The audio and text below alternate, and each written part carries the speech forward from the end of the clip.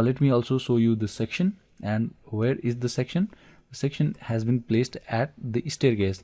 So always the section will be cut at the staircase.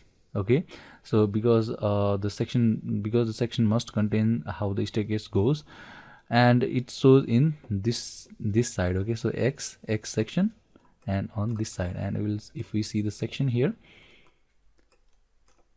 so this is -1 feet and 6 inches ground level, that is 450 mm, and this is 0 feet and 0 inches plinth level. Okay, so plinth level has been taken as the 0, and so this is 2 feet and 0 inches sill level. So sill level means the bottom portion of the window. Okay, window, or you can say the door.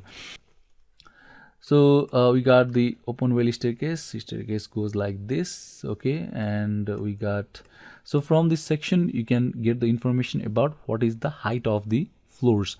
So this is 9 feet and 4 inches, that is the first floor level. You can just take from here, or what you can do, you can take the measurements. I'll show you where it will be required, and I'll also show you how to get that information.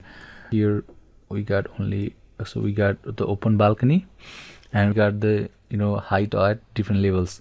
In the next video we will see how we can model this building.